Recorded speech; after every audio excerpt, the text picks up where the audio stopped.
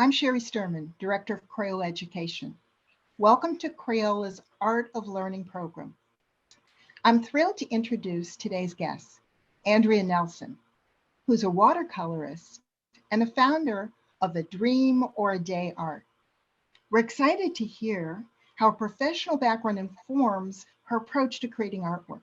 Andrea, prior to being a watercolor artist, you taught preschool and special education, which really built that foundational love of project-based learning. Why is it important to let children's curiosity and creativity guide their learning experiences, whether at home or at school? Anytime we're really focused on something that we're interested in, whether it's a kid or an adult, it's going to have greater meaning. Ultimately. And for small children in particular, they want to have some level of control over their lives. And as little kids, they don't have that. So to be able to point to something and say, I want to learn about that thing, and have an adult there saying, I can support you in that, kind of gives the child a level of control over their own interests and their own education, and it can lead to really, really meaningful learning. There are many colorful art supplies that are a lot of fun to use, but when an artist uses watercolor, there is this incredible collaboration between the person and the paint. Please talk about why this medium is so special. Originally, I kind of focused on oil paint.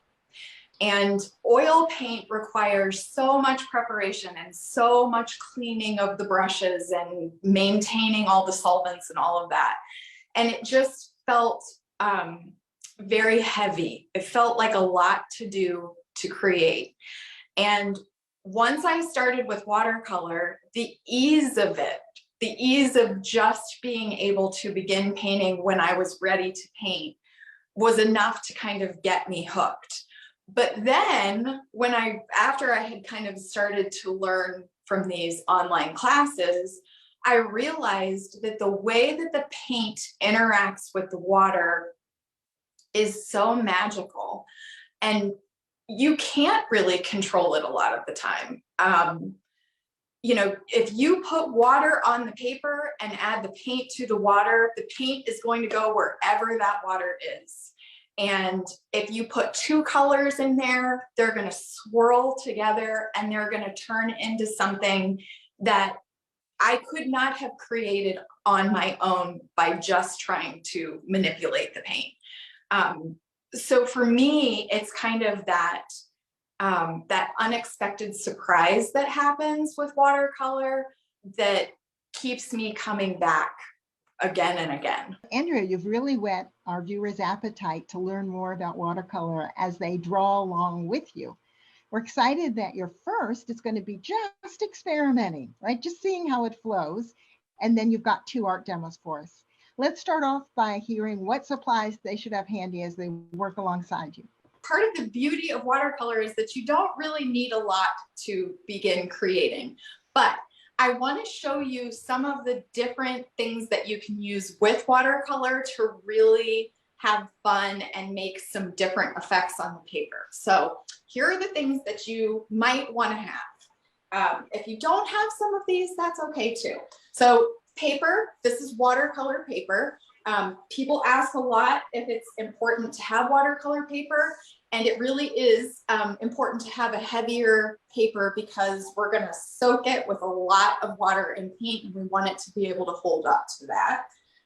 And then I have my Crayola paints here, and a paintbrush and some water. Got to have your water for watercolors. This is really all you need to get started, but I'm going to use a couple of extra things, like I said, just to show you some different ways that you can kind of create effects with the paint.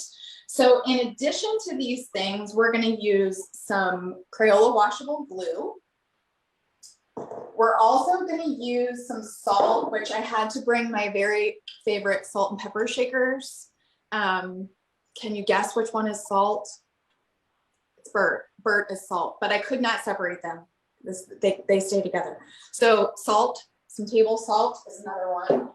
And then I have some Crayola watercolor crayons, which are the coolest things, and you might not have used them before. So I'm going to show you kind of what those do. You're also going to want to have a permanent marker. And if you're a parent, you might be scared of the permanent marker, and I wouldn't blame you. So if you don't want to give your child a permanent marker, they could use a colored pencil, or they could just use a regular crayon, but not a washable marker probably, because we're going to put water and watercolor on top of this. And that's it. That's all we need for this. So are you ready to start? So I am going to start with my watercolors by spraying them with a little bit of water. So I have my spray bottle here. If you don't have a spray bottle, you can add water using the paintbrush. And the reason we do this is to activate the paint. So we want the paint to be wet. And the spray bottle for me just makes it easier. So plus kids really like to spray stuff. So there's that too. The first thing I want us to do together is to just play with the paint. Just experiment with the way that it moves on the paper, and the way that we can use just one brush to do tons and tons of different things. The other thing I want to show you just before we start real quick, I have 2 things of water here. I do this because I use 1 container of water for cleaning the brush in between colors. And then I'll use the other container of water to put down clean water onto the paper. Let's start by just making a line across the paper. Now let's turn it this way and let's go, we're going to press really hard and we're going to make a big fat line with it. We can go back and forth to add more paint. So right there, we can see that we made a skinny line and a fat line all with the same brush. I'm going to rinse my brush off in my dirty water here. And this time I'm going to grab some green. Now you can grab whatever color you want. You're playing with your paint. This is your exploration. So you can do whatever you feel like you want to do. I want to make little zigzaggy lines with mine. And let's see what happens. I'm rinsing my brush off again. Let's see what happens if we try to combine some of these together. Let's do red this time. And this time we're gonna just press lightly with the tip of the brush, and then we're gonna press down hard. And then we're gonna lift up and press lightly, and then hard, and then light and hard. We can take a little bit of yellow and we can make little dashes with it by lifting up with the brush. We can also, now let's clean the brush off and let's get a little bit of clean water. Let's make a circle with just water. Make a circle with just water here. And then I'm gonna grab some paint and I'm just gonna touch the water with my brush. Ooh, look at that. That's the magic. We can just dot it in and it flows within that water. Let's do it again. I love that. That's my favorite thing. Let's rinse off our brush. Let's get a little bit more water. Let's make another circle right here. And this time, let's put some of my favorite blue in there. Ooh. And rinse it off. And we're gonna add a second color to that same water. Let's add some green. See how they mix? It's just unlike any other kind of paint, the way that it moves together. That one kind of looks like the earth and I love it. All right, I'm gonna rinse off my brush. Let's make another circle with this bright, bright pink. So you see that time I put it straight onto the page and I didn't add it to the water. I just put it on the dry paper. So this is called the wet on wet technique because you're putting wet paint onto the wet paper. And this is called the wet on dry technique because you're putting wet paint onto dry paper. So this way, you're going to have a lot more control over the paint than this way. But you get the super cool effects when you do the wet on wet, where it all mixes together. So just depends on what your goal is in your painting, whether you put the water down first or you just go straight onto the dry paper with your paint. So now let's take some orange and we're going to put a circle right next to this circle. We're going to kind of overlap them a little bit. And you can see, I don't know how well you guys can see it on the camera, but because these are both wet, the paint starts to kind of mix together. Let's do this. I'm going to grab another pink and I'm going to put it right next to this orange so that you can see it hopefully a little bit better. Pick it up. Can you see how the pink is flowing into the orange? Because they were both wet and we touched them together. So they're mixing together because of the water. So this is kind of where people get frustrated because they want the paint to stay where they want the paint to stay. But if it's wet and you touch it, it's gonna all mix up.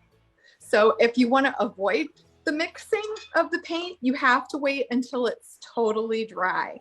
So like this blue line up here is totally dry. So let's see if we can put some green on there. Let's just do dots of green. And do you see it's not mixing? It's staying right within that dot because that blue is dry. Let me show you in a different way. So this, let's do wet blue. This is wet paint.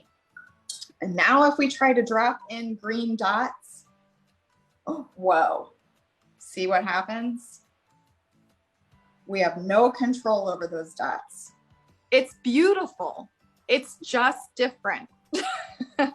And that is the beauty. So now let me show you these crayons. These crayons are like the coolest thing. So here, let me just, this is my little thing of crayons that I have. We can make lines on the paper, dots on the, we can make whatever you could make with a crayon, you could make with this crayon.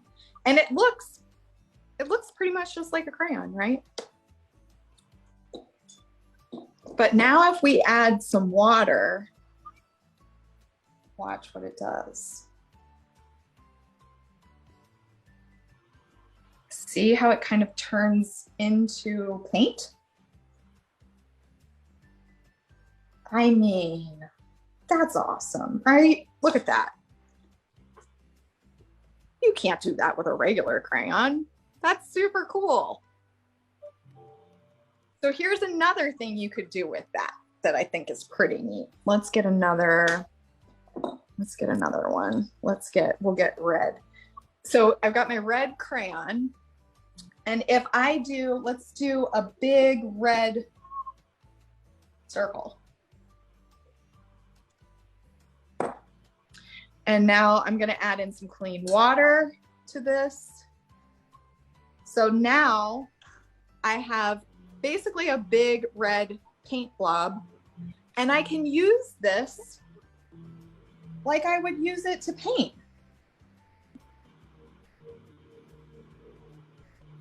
So even without drawing it on, I can still use it like watercolor paint. I mean, that's super cool, right? We can all agree. I just love that. It works just like watercolor paint. I just want to show you real quick one other thing with the salt before we move on to our salt activity. I'm going to put a whole bunch of water on this paper. And then let's just add in a bunch of paint into this water. I always go for the blue first. I don't know why. It's my favorite. Let's add a bunch of paint on here. We'll do all kinds of colors. When I paint animals, I paint them in rainbow colors because it just makes me happy. And most of the things that I paint on my tutorial videos are also rainbow colored. I just love color. I just love it. Okay, so we've got our big rainbow blob. And now we're gonna sprinkle some salt on there with a little help from Bert. And we're gonna let this just hang out while we do our other activities. And then I'll show you what it looks like at the end.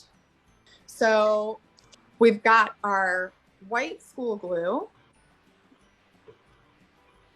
And we're just gonna squeeze it out onto the paper.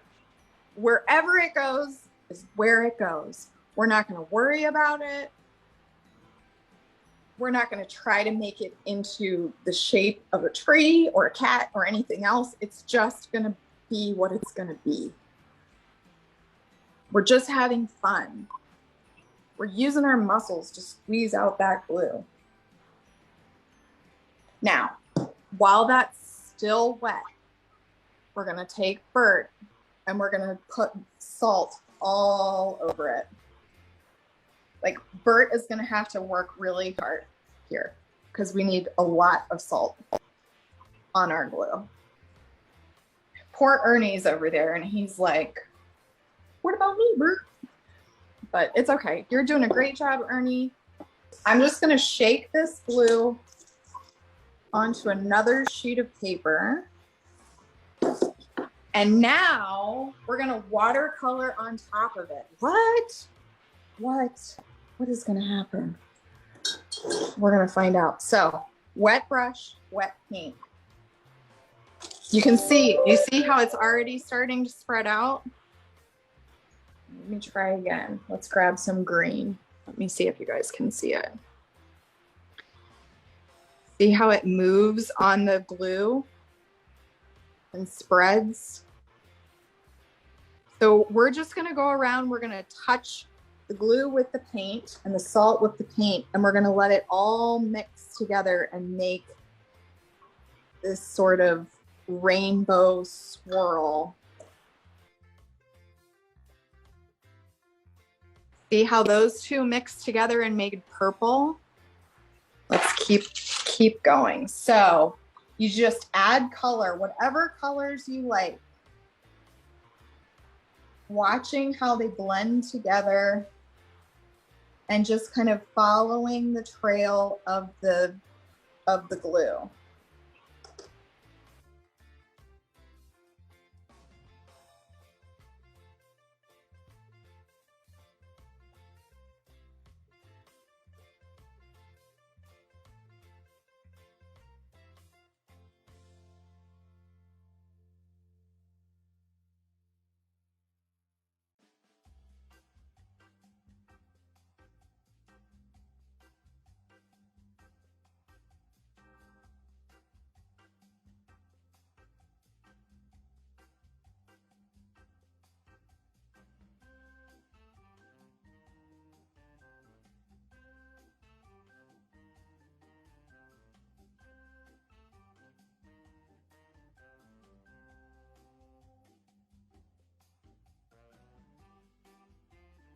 So if you decide that you want to put paint, let's say we're gonna fill this in with paint, you can do whatever you want.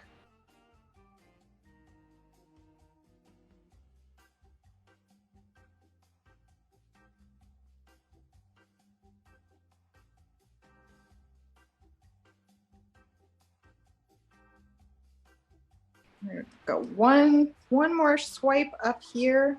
And I'm gonna fill this in just because I feel like I want to. And I'm gonna fill this one in too. You get to decide.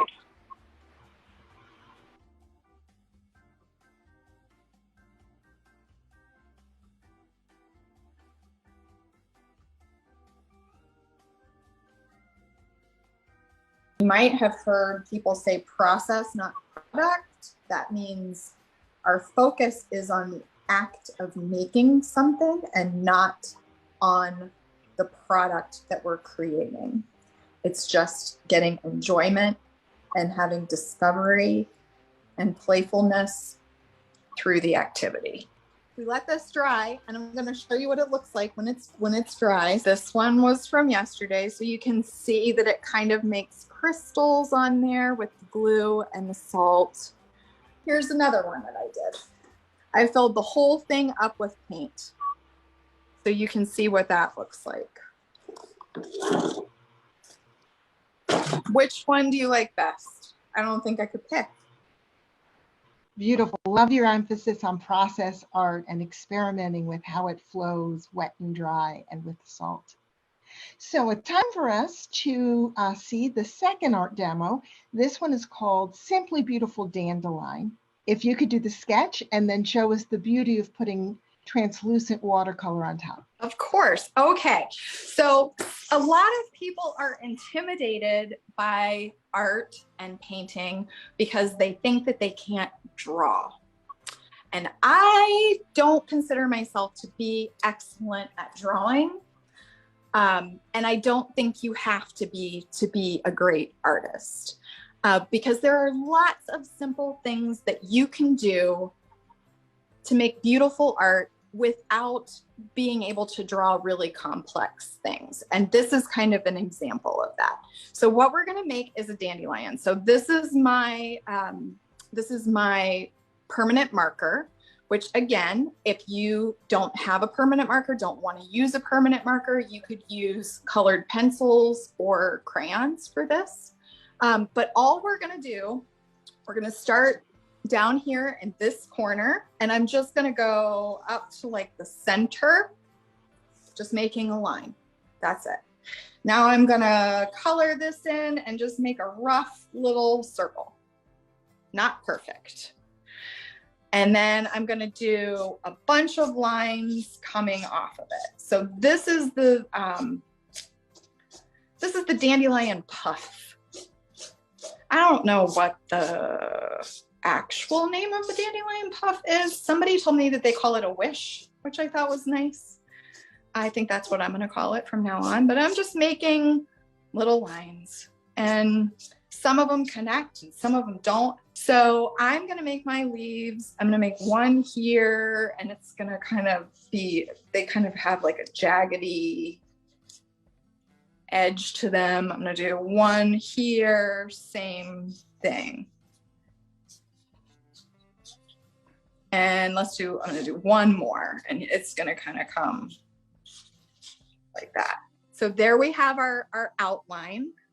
And because this is permanent marker, it's not going anywhere when we put the paint on top. So I'm going to get a little clean water on my brush. And this time, am going to start by putting some water down. So remember when we did our little exploration of the watercolor when we started, I showed you how the water will just make the paint flow.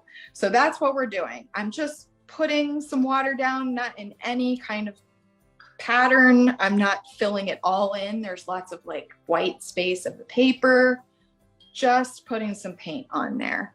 And now I'm going to grab some paint from my paint set, and I'm going to touch the water with that paint. See how it moves? Ooh, look at that one. That was a good one. So right now I'm using some red, and I'm just touching that water with the red. I'm going to rinse my brush off in my dirty water and get some clean water. I'm going to get some orange, and we're going to mix some orange in with that red and see how those guys play together. So we're just going around the puff, rinsing our brush off in between colors, and letting the paint move how the paint wants to move. All right, I need to add a little bit more water down here. Oh, look at that. Did you see how it just traveled? It's like it's following my brush. Now, our dandelions, are they rainbow colored? No. Do we care that our dandelion is a color that doesn't actually happen in dandelions? No, because this is our art. We get to make it however we want to make it. So I'm adding a little bit more water in here. I think we need some green. Put some green in there. Now I think I want some yellow. Actually, you know what? Let me put my water down first because I really like the way that it all flows together when I put the water down first. Let's do some yellow in here.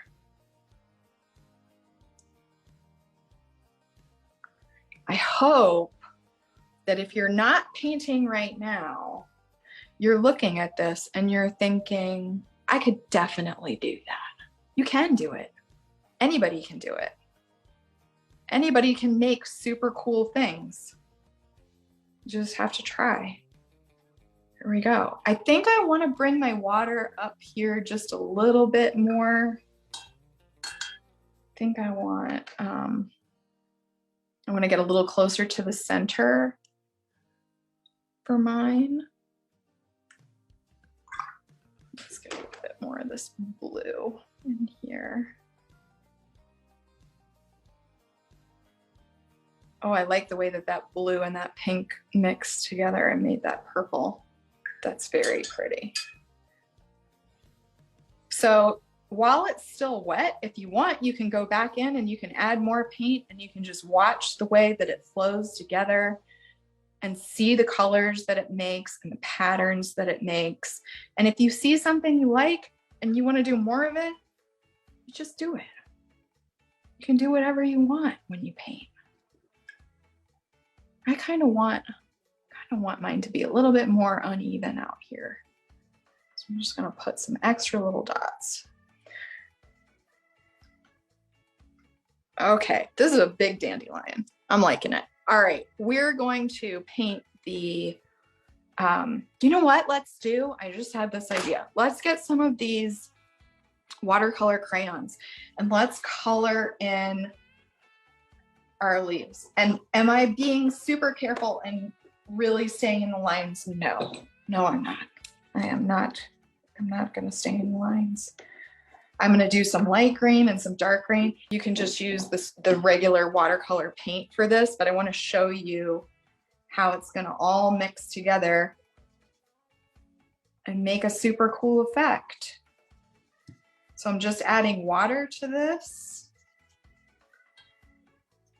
Okay, so the other thing I always do, I don't know when I started doing this, but I always put just a little bit of blue into my leaves. I just like it. I really like blue, but also I think a little bit of blue in your leaves makes it really fun. So there's that. And then let me show you one more thing, and then we're probably gonna be done. But see how I have like some drips and drops? Remember I was telling you with my animal art,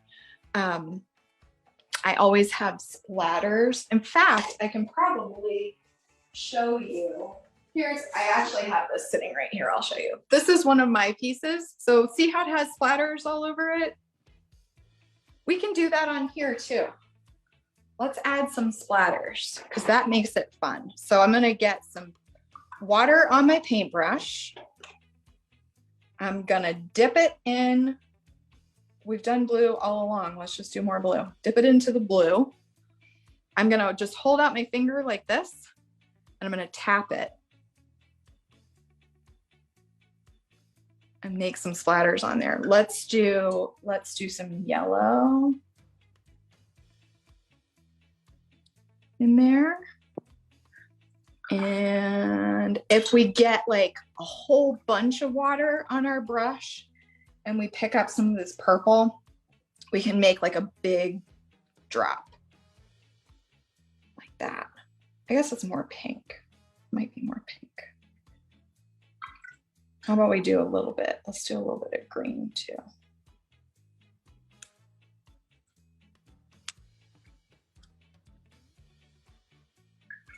I think that's it. I think we did it. I think we made the most colorful dandelion ever.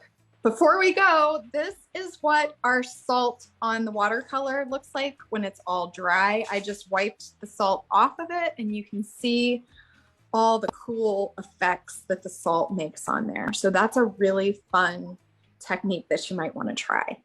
Thank you, Andrea. What fantastic tips. And we really love these demos that will inspire our viewers to explore, experiment with watercolors and how it flows on the page. And as our young artists are finishing up their art, I have a special message for teachers and parents. Keep the colorful learning flowing, just like these beautiful watercolors, by signing up to receive the Crayola Education free monthly e-newsletters. You'll get updates about the future Art of Learning programs, as well as other fun ideas delivered right to your email box. What last bit of advice would you like to share with our viewers who have joined us today?